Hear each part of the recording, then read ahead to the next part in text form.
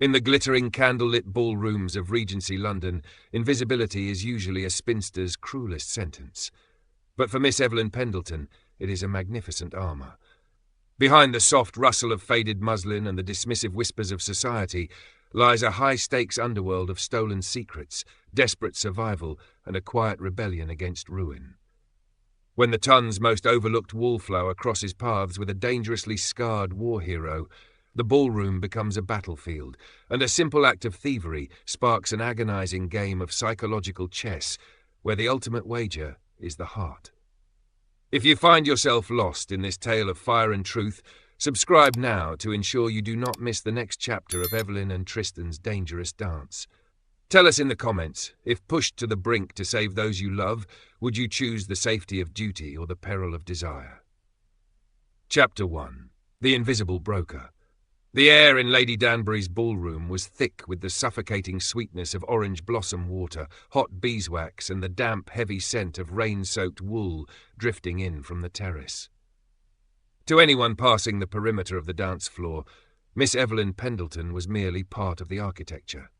At 26, she wore the uniform of her station, a gown of unadorned lavender silk that had been turned twice, her chestnut hair pinned into a severe, sensible knot that defied the current fashion for wanton ringlets. She stood perfectly still, a half-empty glass of warm lemonade warming her gloved fingers, watching her younger sisters. Across the room, 19-year-old Charity laughed, her cheeks flushed a radiant pink as a young baronet hung on her every word. They were beautiful, her sisters. They deserved soft beds, full bellies, and marriages born of affection, not the desperate calculations of the destitute. They did not know about the mounting pile of crimson-inked bills hidden beneath the loose floorboard in Evelyn's bedchamber. They did not know that the flour in the larder was running thin. They only knew Evelyn as the steady, quiet anchor, the spinster who mended their laces and stayed behind in the shadows. Evelyn allowed a small, practiced smile to touch her lips as a pair of matriarchs peered in her direction, their gazes sliding over her as though she were made of glass. Good, she thought, her heart giving a steady, rhythmic thrum. Look away. Forget I am here. Slowly, with the fluid grace of a phantom, Evelyn stepped backward into the heavy velvet draperies lining the gallery. She did not look at the crowd as she slipped through the narrow service door, leaving the roar of the orchestra behind. The transition from the brilliant ballroom to the dim, echoing corridor of the East Wing was instantaneous. Here, the air was cooler, smelling of lemon oil and old paper. She was no longer Evelyn Pendelton, the penniless spinster. Tonight, she was the broker. Her target tonight was a man who had occupied the gossip columns for a fortnight, Major Tristan Hawke. The Tun whispered of him in hushed, morbidly fascinated tones. A legendary hero of the Peninsular War who had returned from the continent with a devastating scar slicing across his jawline, and a soul allegedly left behind in the mud of Badajoz. He was wealthy, reclusive, and, according to the young bucks at White's, frequently sodden with scotch to forget the horrors of the front. Earlier that evening, Evelyn had watched him from her corner. He had been slumped in an armchair in the card-room, his dark eyes glazed, a leather pocketbook protruding carelessly from the breast of his evening coat. A man drowning in his own memory was a clumsy man, and a clumsy man's secrets could buy a winter's worth of coal. Evelyn navigated the labyrinthine hallways with absolute precision, having memorized the manor's architectural blueprints weeks prior. Reaching the heavy oak door of Lord Danbury's private study, which Hawke had commandeered for the evening, she paused.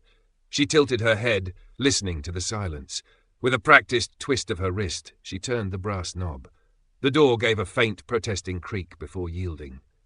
The study was cast in deep shadows, illuminated only by the dying embers of a coal fire.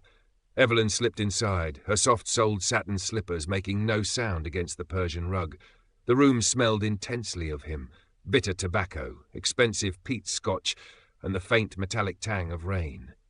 His heavy wool riding cloak was draped carelessly over a high-backed leather chair near the desk. Evelyn moved forward, her breath shallow and even, her fingers, steady despite the adrenaline singing through her veins, slid into the internal pocket of the cloak. There. The texture of fine, cracked Morocco leather met her fingertips. She withdrew the pocketbook, her thumb immediately sweeping over the spine. It was thick, heavy with the weight of correspondence. Standing by the faint amber glow of the fireplace, she unbuckled the strap. Her eyes darted over the contents, parchments sealed with wax, a few banknotes, but her attention shifted to the inner lining. She pressed her thumb against the stitched seam. A slight resistance, a hollow give, a false bottom. A soft, triumphant breath escaped her lips as her nimble fingers worked the hidden flap, releasing a small, tightly folded missive, written in a cramped, hurried hand. This was it. The compromising leverage she could sell back to him, or to his rivals, ensuring her sister's trousseaux were paid for tenfold. She slid the letter into the hidden pocket sewn into the folds of her petticoat and replaced the pocketbook exactly as she had found it. Turning toward the door, she took 2 steps before a sound froze the blood in her veins. Click. It was the distinct, heavy sound of a brass key turning in the lock from the outside. Then the rhythmic, metallic slide of a deadbolt. Evelyn's heart slammed against her ribs like a trapped bird. The breath caught in her throat, the corset suddenly feeling as though it were lined with iron spikes. She lunged toward the door, her hands grasping the knob. It turned, but the heavy oak did not budge. She was locked in. "You are getting sloppy, Miss Pendelton." The voice emerged from the deep shadows of the window alcove. It was low, raspy, and entirely devoid of the slurred, drunken cadence Major Hawke had exhibited in the card-room hours earlier. Evelyn spun around, her back hitting the locked door. From the darkness of the heavy velvet curtains, a tall silhouette materialized. Tristan Hawke stepped into the amber light of the hearth. He was not wearing his evening coat. He stood in his shirt sleeves, the linen stark white against the gloom, the top buttons undone to reveal the hard column of his throat. The firelight caught the jagged, silvery track of the scar that marred his otherwise devastatingly handsome face, running from the corner of his stern mouth down to his collarbone. In his right hand he held a crystal tumbler of scotch. His dark eyes, sharp and entirely, terrifyingly sober, locked onto hers. He took a slow sip, his gaze never wavering, a dangerous, mocking smile curling the unscarred side of his lips. 3 minutes, Hawke murmured, setting the glass down on the mahogany desk with a soft thud. "It took you 3 whole minutes to find the false bottom. I must admit I expected better from the elusive broker." Chapter 2. The King's Gallows.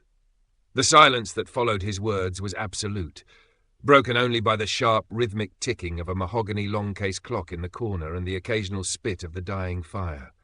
Evelyn did not move. She did not allow her posture to slacken, though her ribs felt constricted by a sudden icy band of terror. Her mind, always her greatest weapon, raced through the possibilities. A trap, a deliberate, meticulously laid snare. And she had walked into it with the complacency of a green girl. "I am certain I do not know what you mean, Major Hawke," she said, her voice steady, draped in the cool, polite confusion of a well-bred lady confronting an eccentric drunkard. "I simply lost my way searching for the retiring room. If you would be so good as to unlock the door, I shall return to my sisters." "A beautiful performance, Miss Pendelton, truly." Tristan did not push himself away from the desk. Instead, he reached into his waistcoat pocket and withdrew a small silver pocket watch, checking the time with infuriating deliberation. "But we are well past the need for drawing-room polite fiction. Let us speak of Lord Avery's missing correspondence from last Michaelmas, or the scandalous billet-doux that vanished from the Marquess of Bourne's library during the Epsom races. The letters were returned, of course, after a rather discreet exchange of banknotes through a blind clerk in Cheapside. You have a remarkable eye for leverage, and an even more remarkable ability to vanish into the wallpaper." Evelyn felt the blood drain from her face, leaving her skin cold beneath her rouge. He knew. He knew everything. The carefully constructed wall of her invisibility, the armour she had worn for 2 agonizing years to keep the duns from her door, was crumbling at her feet. "You have been watching me," she whispered, the lady's facade dropping away to reveal the sharp, defensive edge of the thief.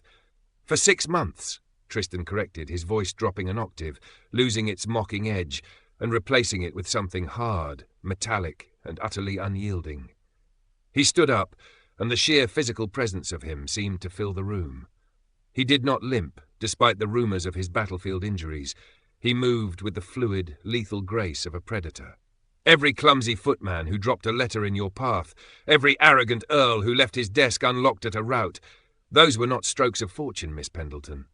They were breadcrumbs, and you picked them up with terrifying efficiency. He walked around the perimeter of the desk, stopping just inches from her. The scent of him, rich leather, iron, and a faint hint of cedar, invaded her senses. Up close, the scar on his face looked like a silver lightning bolt frozen against his bronze skin. It jagged through his eyebrow, skipped his dark eye, and carved a path down to his jaw, pulling the corner of his mouth into a perpetual grim stoicism. "Why?"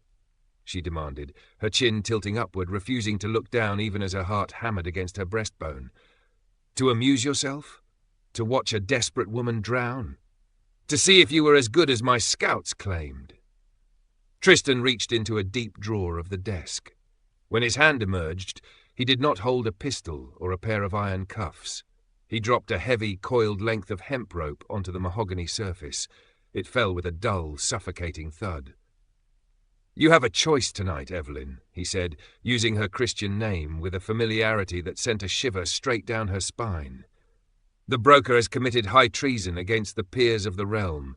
I can have a Bow Street runner here before the orchestra finishes its next waltz. By noon tomorrow, you will be in Newgate. By the end of the fortnight, you will dance at the end of a king's gallows. Your sisters will be cast into the street, their names dragged through the mire, their prospects ruined utterly." The room seemed to tilt. Evelyn gripped the edge of a velvet chair to steady her knees. The image of Charity and Louisa, innocent, laughing, wearing the dresses she had mended with her own bleeding fingers, being thrown to the mercy of London's workhouses, made a sick hollow ache bloom in her chest. "And the alternative?" she managed to ask, her voice a thread of silk. Tristan leaned in, his dark eyes burning with an intense amber fire. "You give up the freelance trade. You bind your talents to the crown. You work for me." Evelyn swallowed hard, her mind grasping the shift in the wind. "You are no simple major. You are no drunkard." "I am the Spymaster of the Home Office," he said simply. "And right now, England is bleeding secrets to the French. We have a visitor in London, Count Henri de Roland, a diplomat by day, a butcher of intelligence by night. He carries a coded cipher that dictates the positions of our naval blockades in the Channel. My men cannot get near him. He is too paranoid, too well guarded." Tristan's gaze travelled slowly down her figure, assessing her not as a woman, but as a weapon. There was a raw, primal heat in his eyes that made her breath catch, a stark contrast to the cold calculation of his words. "The Count has a particular weakness," Tristan continued, his voice dropping to a gravelly murmur that vibrated against her skin. "He is thoroughly bored by the simpering debutantes of the ton. He possesses a dangerous appetite for brilliant, sharp-witted women, women who look him in the eye, women who understand the value of a secret." He stepped closer, his gloved hand rising. For a breathless second, Evelyn thought he might touch her cheek, but his fingers merely brushed the lace of her modest collar, a gesture that felt intimately threatening. "You are going to shed these drab spinster wools, Miss Pendelton. You are going to put on scarlet silk, paint your lips, and step into the light. I am going to teach you how to ruin a man with a single glance." Chapter 3. The Lessons of Desired Flesh. The library of Hawke House did not welcome the light. Heavy mahogany shelves climbed toward a vaulted ceiling, packed with leather-bound volumes that smelled of ancient dust, dried ink, and the bitter tang of Tristan's preferred tobacco. For the past week, this room had been Evelyn's cage, her schoolroom, and her torment. "Again," Tristan commanded, his voice scraping through the quiet room like flint on stone. Evelyn sucked in a breath, cursing the new corset she had been forced to don. It was a vicious garment of Parisian silk and rigid whalebone, designed not for the modest concealment of a spinster, but to thrust her bosom upward and narrow her waist to a handspan. It left her breathless, light-headed, and acutely aware of every pulse point in her body. "A gentleman of the Count's appetites not merely look at a woman's face, Miss Pendelton," Tristan said, pacing around her like a wolf circling a tethered lamb. He had discarded his coat, his shirt sleeves rolled up to reveal muscular, hair-darkened forearms corded with tension. He reads the tilt of her chin. He watches the hollow of her throat, If your breath is shallow because you are terrified, he will know it. It must appear as though you are breathless because of him. It is difficult to simulate breathlessness when one is being systematically suffocated by 30 yards of scarlet silk, Evelyn retorted, her wit sharpening the closer he came. Tristan stopped directly in front of her. The proximity was intoxicating, a heavy wave of heat radiating from his large frame. Then let us test the illusion. Without warning, he stepped into her personal space, closing the distance until the toes of his polished riding boots brushed the hem of her gown. Before she could protest, his right hand rose. He was wearing black leather gloves, the material soft and smelling faintly of oil. He did not touch her skin. Instead, his gloved fingers traced the line of her collarbone, an agonizingly slow path that left a trail of gooseflesh in its wake. Evelyn stiffened, her gaze flying to his. "Do not flinch," he murmured, his dark eyes darkening further, focusing entirely on her lips. "When he touches you, you must lean into it. Like this." He slipped his hand around her waist, his palm flat against the small of her back, and pulled her flush against him. Evelyn gasped, her hands instinctively coming up to rest against his chest.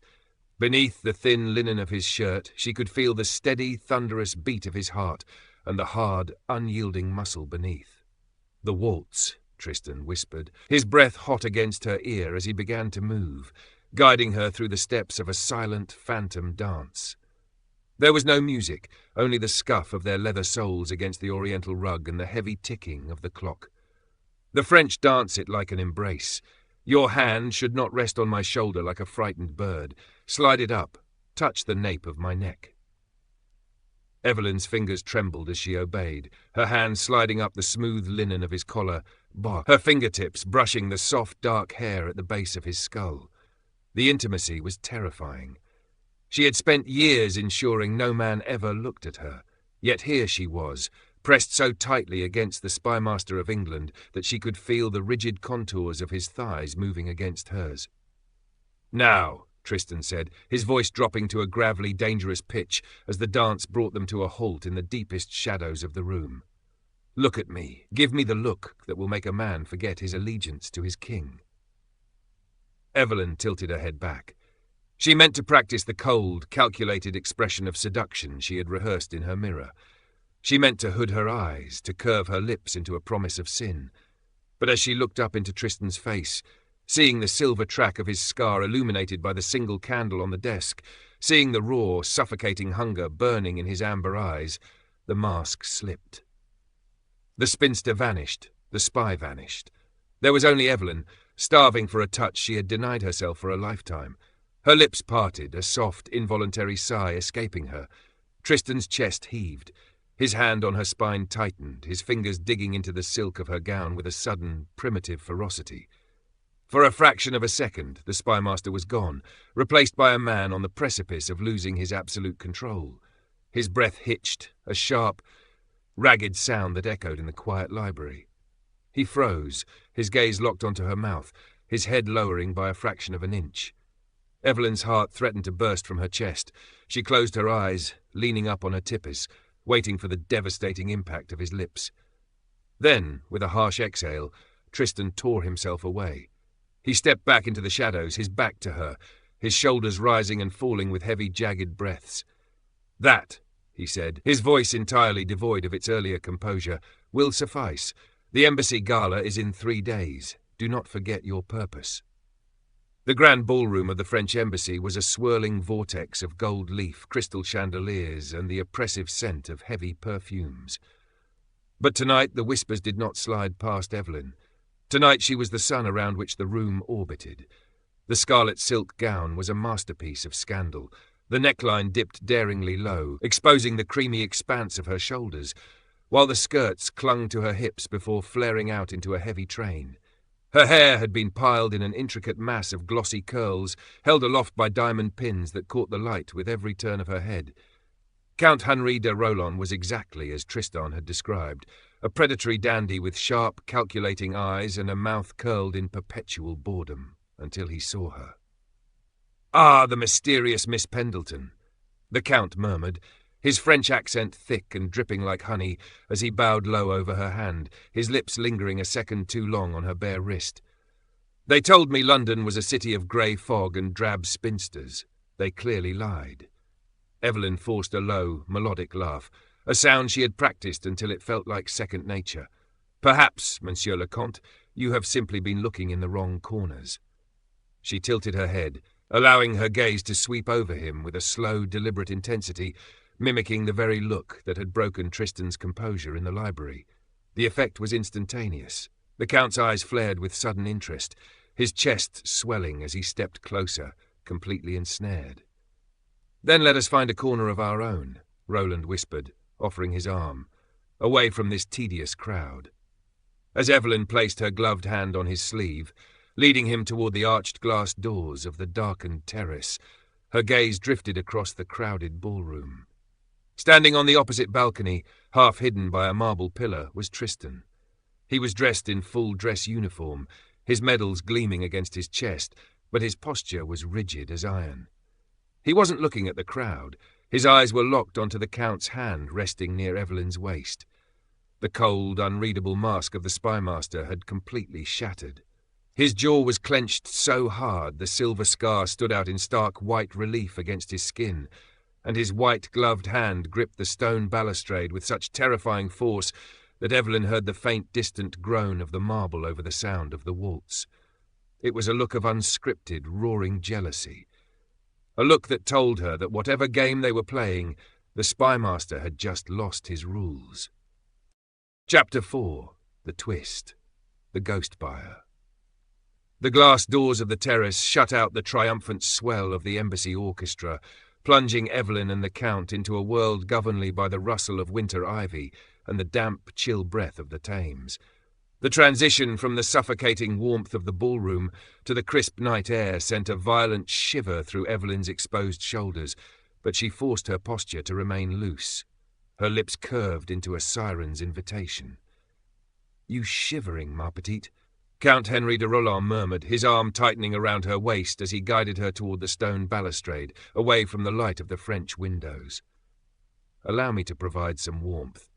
"The air is merely a shock after the heat of the dance, monsieur," Evelyn said, her voice a low, honeyed purr that she felt rather than thought. She turned within the circle of his arm, bringing her chest inches from his. Every nerve in her body was screaming, her mind hyper-focused on the stiff, structured line of his velvet waistcoat. She needed to find the cipher. Leaning into his embrace with a calculated sigh of surrender, Evelyn let her eyelids heavy. She rested her hands against his chest, her fingers fluttering like trapped moths against his lapels. She felt the heavy, distinct square of a parchment pocketbook tucked securely into his interior pocket. There. "You are a dangerous woman, Miss Pendelton," the Count whispered, his breath smelling of rich claret and anise as his head bowed toward her neck. "There is a fire in your eyes that does not belong to the bloodless virgins of Mayfair. Perhaps I have simply never met a man who knew how to stoke it," she lied smoothly, her right hand sliding with impossible fluid delicacy through the slit of his waistcoat. Her fingertips, seasoned by 2 years of desperate thievery, brushed the crisp edge of the document. With a micro-movement of her wrist, she coaxed the folded paper free, slipping it into the heavy folds of her scarlet satin skirt where a concealed pocket awaited. It was done. The crown was saved. Her family was safe. She began to draw back, a polite excuse already forming on her tongue, when the Count's hand shot out. His fingers did not wrap around her waist in a lover's caress. Instead, his grip clamped around her wrist like a band of forged iron. Evelyn's breath caught, the blood turning to ice in her veins. The Count did not shout. He did not call for the guards. Instead, a slow, terrifyingly serene smile spread across his aristocratic features. He leaned in closer until his lips brushed the shell of her ear, his whisper a venomous, quiet hiss. "Did you truly believe it would be so simple, ma chérie? Did you think the Secret Service could send a beautiful wallflower into my parlour and I would not recognise the scent of a British plant?" Evelyn fought the urge to pull away, knowing brute strength would fail her. "I am certain I do not comprehend your meaning, Count Roland. If you mean to insult my virtue, your virtue was sold the moment you agreed to wear his leash," the Count interrupted with a soft, mocking laugh. He tilted her chin up with his free hand, forcing her to look into his triumphant eyes. You are a magnificent thief, Evelyn, but you have been playing a game of psychological chess against a grandmaster, and you do not even know which side of the board you are on. Let me go, she commanded, the spinster's steel flashing through the velvet facade. Oh, I shall, but first, a gift. A small token of French generosity to shatter that fierce British pride. The Count's eyes danced with sadistic amusement. You call yourself the broker. For 2 years you have prided yourself on your cleverness, selling stolen letters back to foolish lords to feed your starving sisters. Tell me, did you never wonder why your anonymous buyers paid so handsomely? Why a blind clerk in Cheapside always had a mountain of gold waiting for a penniless spinster's crude blackmail? The world seemed to stop its rotation.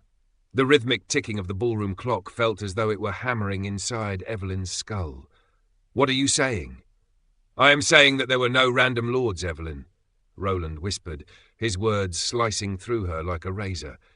The black market buyer who has been funding your little family for 2 long years, it was Major Tristan Hawke. It has always been him. The terrace seemed to tilt beneath her feet. The scarlet silk of her gown suddenly felt like a shroud.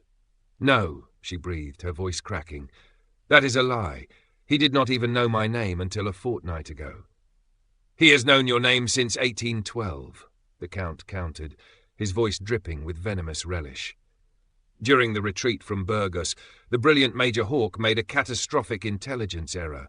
He miscalculated the movements of our privateers in the Bay of Biscay. He signed an order that allowed a fleet of merchant ships to sail directly into a French blockade. The Count felt her stiffen, felt the sudden agonizing tremor that racked her entire body. Arthur Pendleton's merchant ships, the Count delivered the final crushing blow. Your father's livelihood, his ruin, his subsequent madness, your family's descent into absolute poverty. It was not a stroke of ill fortune, Miss Pendleton. It was Tristan Hawke's blade that cut your throat. And when he discovered what his blunder had done to your family, his aristocratic guilt consumed him. Evelyn's heart did not shatter. It felt as though it had been hollowed out by a rusted knife. Every memory of her independence, every drop of pride she had felt when she brought home that bought Charity's medicine or Louisa's winter cloaks was instantly transformed into ash. It hadn't been her cleverness. It hadn't been her skill. It had been Charity. It had been blood money, thrown to her by the man who had broken her father's mind. He tracked you, the Count continued, enjoying her devastation. He watched you turn to thievery in your desperation. He did not stop you because it gave him a way to funnel his guilty gold into your pockets without wounding your ridiculous English pride. This entire ultimatum, this mission tonight, it was a ruse. A grand performance to trap you, to pull you out of the gutters, and to bring you close enough to protect you permanently under the guise of the crown. Evelyn. The glass doors shattered inward. Tristan burst onto the terrace, his eyes wild, his dress uniform dishevelled, a drawn pistol gleaming in his white-gloved hand. But as Evelyn looked at him through the haze of falling glass and her own burning tears, she did not see a saviour.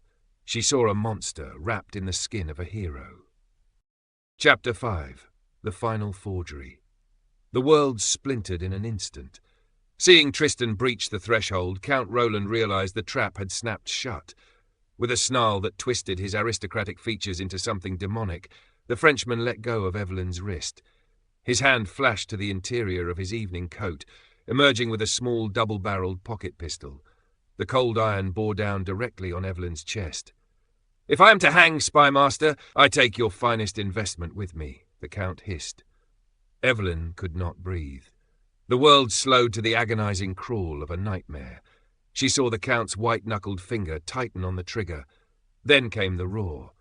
Tristan did not hesitate. He did not aim his own weapon.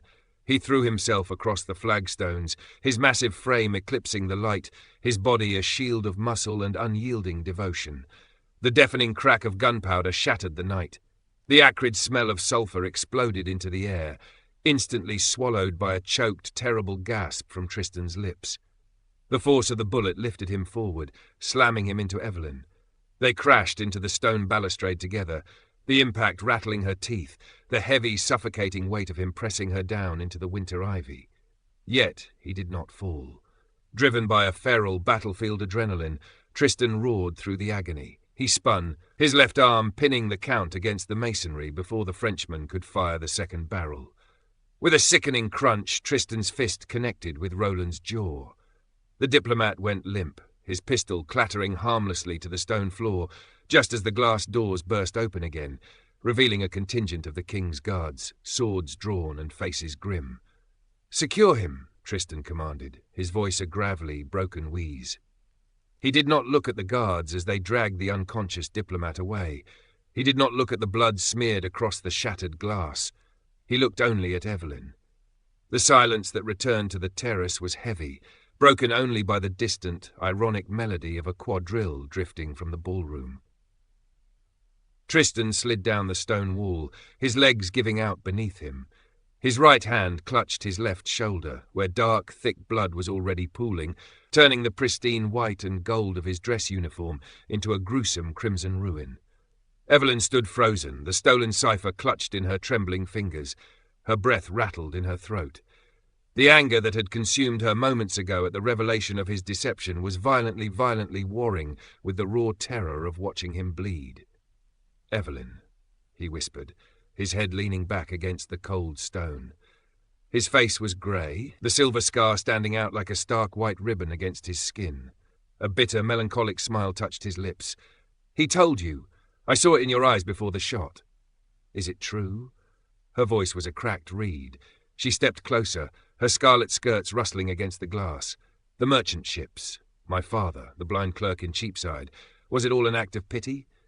Tristan closed his eyes, a tremor of pure, unadulterated anguish passing over his features. "Never pity." He choked out, his breath hitching as he shifted his wounded shoulder. "Guilt. A crushing, suffocating guilt that has hollowed out my chest for 14 years. I was young, arrogant. I miscalculated the French privateers. I broke your family, Evelyn. I watched from afar as the proud Pendeltons fell into ruin, and I knew the fault was mine alone." He opened his eyes, and the sheer volume of unshed tears in those dark amber depths made Evelyn's chest ache with a violent, hollow sympathy. "I tried to send money through intermediaries, but your father was too proud, even in his madness," Tristan confessed, his voice dropping to a harsh whisper. "Then, 2 years ago, my scouts told me of a shadow in Mayfair, a clever, invisible spinster who was outsmarting the greediest lords in London to buy bread for her sisters. I realized it was you. You were so fierce, so magnificent in your survival. I couldn't just give you charity, you would have spat in my face. So I became your buyer. I bought back every letter. I kept your sisters fed, Evelyn, not out of pity, but because it was the only way I could sleep at night." He leaned his head back, his breathing growing shallow. "This mission, the ultimatum, it was a desperate man's final play. I knew the French were closing in on the broker. I had to pull you out of the shadows. I had to give you a reason to accept the Crown's protection. A royal pension has already been signed for your sisters. They are safe forever. You are free." Tristan looked away, his jaw clenching as he braced himself for her hatred. "You can leave now, Miss Pendelton. Take the pension. Never look at me again. I expect nothing less." Evelyn stared at the bleeding Spymaster, the man who had broken her family, yes, but also the man who had spent 2 years sustaining them from the dark, the man who had just taken a lead ball to the flesh to keep her breathing. Slowly the numbness left her limbs, replaced by a roaring incandescent fire. She dropped to her knees in the glass and the blood, disregarding the ruin of her scandalous scarlet silk. "You foolish, arrogant soldier," she whispered, her own tears finally spilling over her lashes. Tristan blinked in surprise as her nimble, thieving fingers did not reach for a weapon or turn to strike him. Instead, with a fierce, decisive tug, Evelyn ripped a long, wide strip of silk from the heavy train of her gown. "Evelyn, what are you doing?" he groaned as she leaned over him, her hands steady despite the trembling of her soul. "Holding you together," she muttered fiercely. She pressed the folded silk directly against the bubbling wound on his shoulder. Tristan hissed, his eyes flaring, his gloved hand coming up to grasp her wrist, not to push her away, but to anchor himself to her.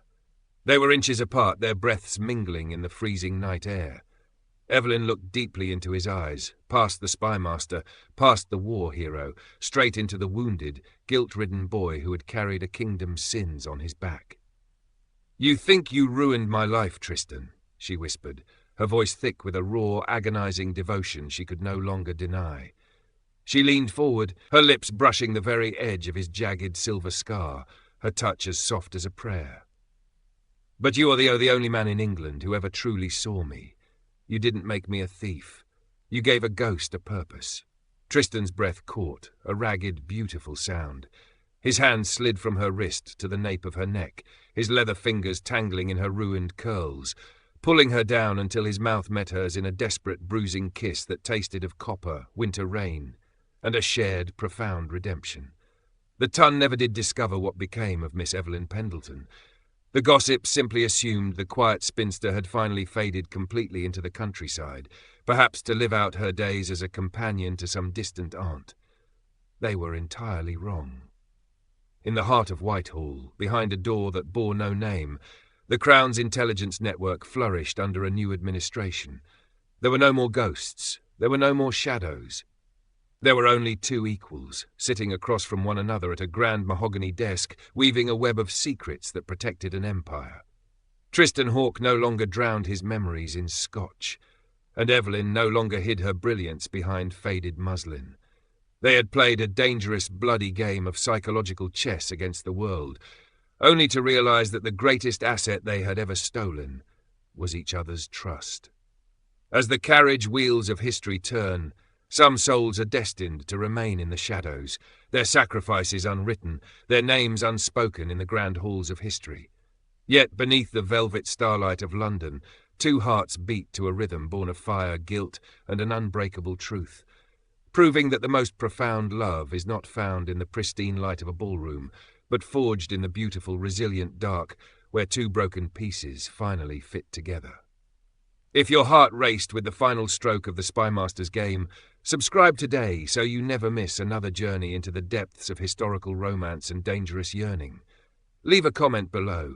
Did Tristan's sacrifice redeem his past, or does love always demand a higher price?